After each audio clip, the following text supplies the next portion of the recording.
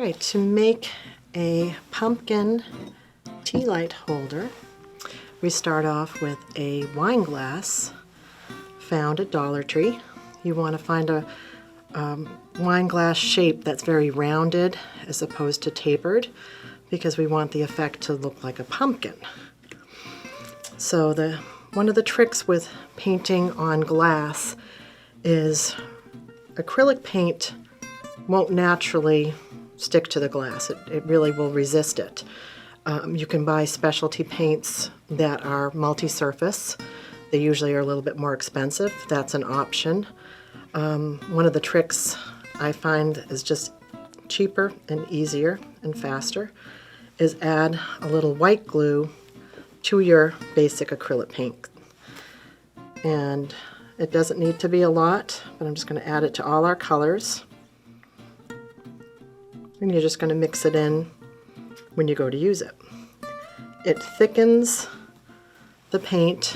It also provides some adhesion so the paint will actually stay on the glass. This is not a type of glass that you would use for drinking. The paint will come off if you put it through a dishwasher or even washed it by hand. But our goal today is to make something that's used as a decoration, so it will still serve the purpose. I'm going to mix the glue with the paint until it's blended. And then we're going to cover the base. I'm starting with our orange, and that's going to be a base. You'll see that it's a little see-through, and this means that it's still adhering to your glass, but it just is going to require several coats. If you see it resisting at all and not taking to the glass, just add a little bit more glue. I'm working on a plate. That way too, as we work, we can actually turn it and can provide a bit of a protective surface as well as act as a lazy Susan as you work. And make sure you go right down to the edges because we want to cover that completely. And I'm using a medium to large flat brush, which provides a lot of smooth, even coverage. Don't try to be heavy. You are going to have a light coat to start. Let it be just a simple coverage. Full coverage will come after placing probably 2 to 3 more coats. And you definitely need to dry between coats. That will help speed the process along and provide better coverage. I'm using a hairdryer to speed up the process.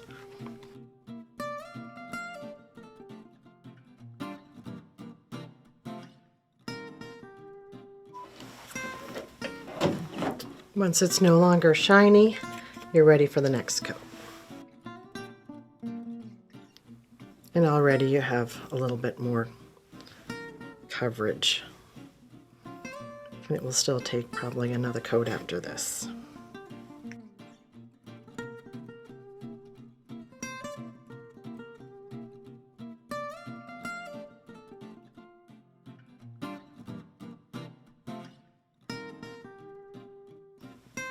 And again, dry with the hairdryer.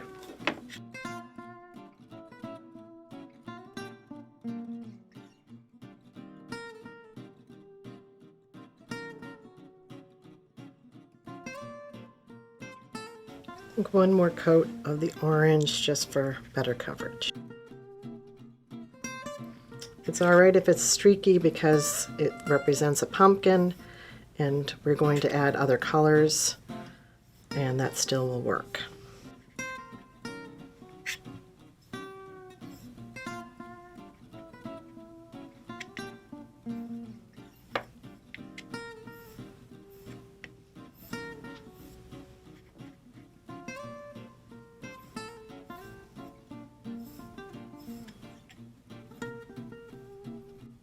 Make sure you do your edges. All right, I'm going to dry this one more time before we change to another color.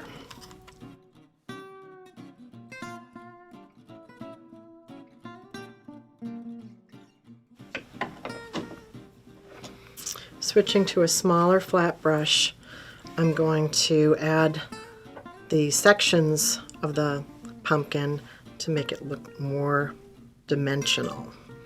I'm mixing the glue into a terracotta color, which is just a darker shade, reddish brown, to go with our orange. And that we're going to just try to make even. What we can do is just start, we're just going to use the edge, but I also want to kind of blend it down. Start at the top and just bring it down. If we want to get, we can go to the opposite side. We want to make these even and do the same thing. Just create the line, kind of blend it down. And we're going to add some more to blend with, but we're just establishing where the sections are. So if we want, we can divide it into fourths and then eighths to get even. We'll try that. It doesn't have to be exact because if pumpkins are not perfectly shaped, so no worries if it's irregular. Go to the opposite side.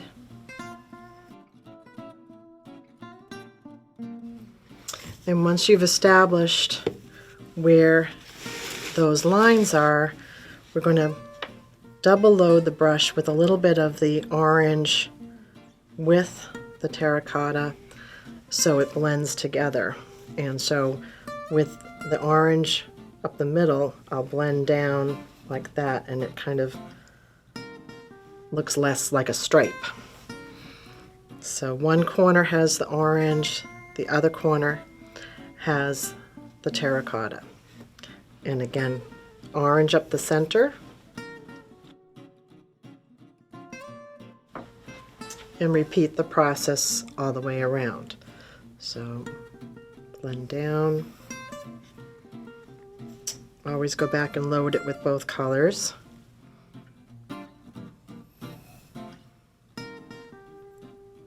If you go over it too much, sometimes you take off the paint, so be careful about over painting it.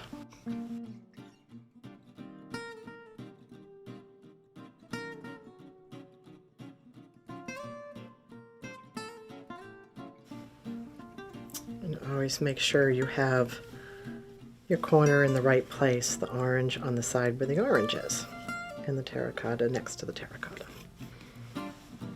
Take your way all the way around.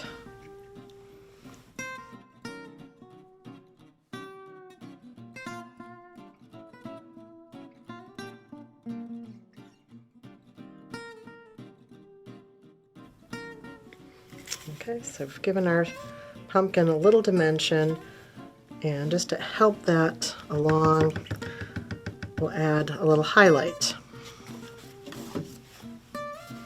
Want to rinse your brush, especially between your colors. We are blending them, but you want to keep it clean so you get the true color. And you working with the yellow, want to make sure that glue gets blended into the paint first. And this we can pick up a little of the orange with our yellow in a similar way that we just did, so we get a little bit of a blend. And we just want to kind of highlight up the middle of the orange just to give a little accent.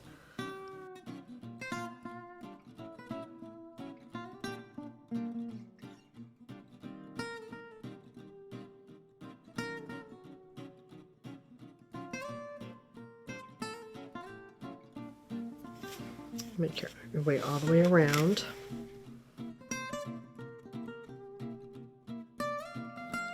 If you notice, we're not drying in between these colors because we do want to work with them while they're still wet in order for these colors to blend together. Double check if you've gone over any of the lines dividing. This is the time you can kind of bring them out again or highlight. and make sure it's all blended together. All right, I'm gonna rinse my brush,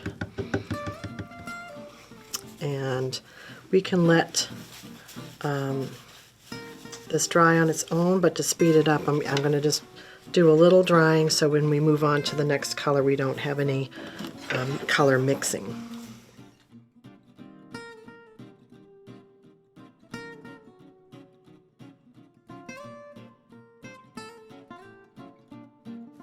Make sure to rinse your brushes very carefully, get out all the color. Now we'll work on the stem, which is green, and I'm using two colors of green, a light and a dark, both of which I've added some glue, and make sure that gets mixed in. And we are going to mix the colors as we apply it, so I'm not going to bother rinsing in between. I'm just going to go straight into the other color. And even if it's streaking, that is exactly what we want. So just like double loading, I want a little bit of the light green, a little bit of the dark green, and I'm going to start adding it to the stem. And this initially will be, this is an opportunity to use your plate to turn, that way you're not handling the stem. But let the colors blend together and definitely be streaky. You might use the corner of your brush, your edge of your brush, to come down into the orange, as long as it's dry, and start creating where that stem joins the pumpkin.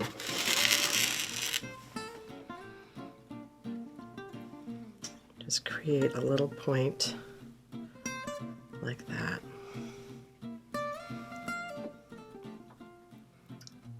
And that would come around the entire edge.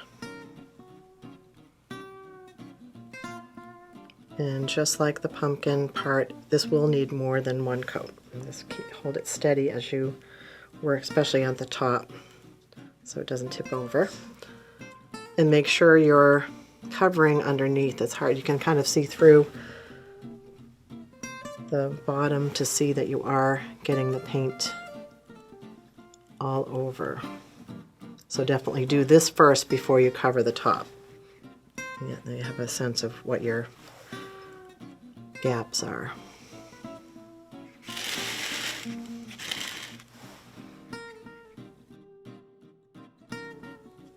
And the more streaky, actually, the better.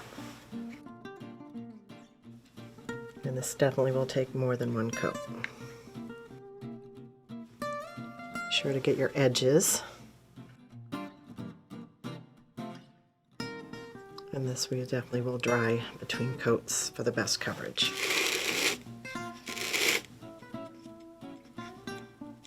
And don't try to go over too much when it's still wet, because it does end up taking off what you just put on.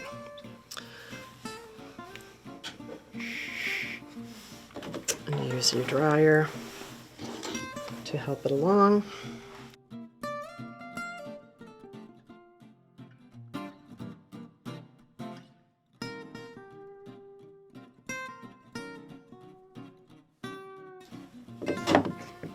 Use your second coat as an opportunity to cover any areas that you might have missed the first time.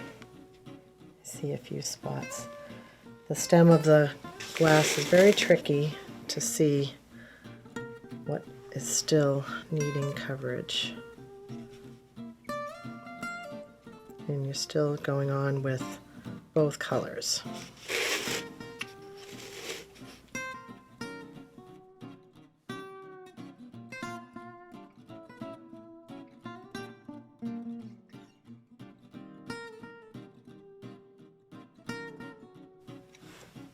Okay, once you have full coverage, give it one more drying.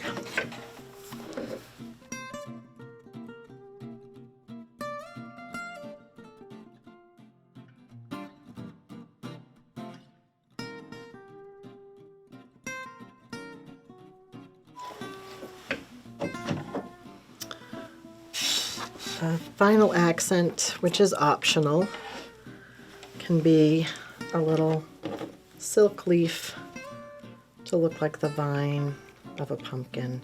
And I would just add it at the base, oops, like that.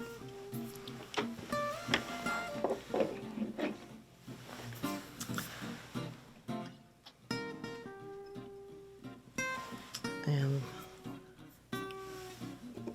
it can function as a little tea light holder with little artificial tea light, and you can actually use an actual tea light because it will actually, especially on a firm surface, will actually hold it up right and work as a candlestick. And that is our pumpkin tea light.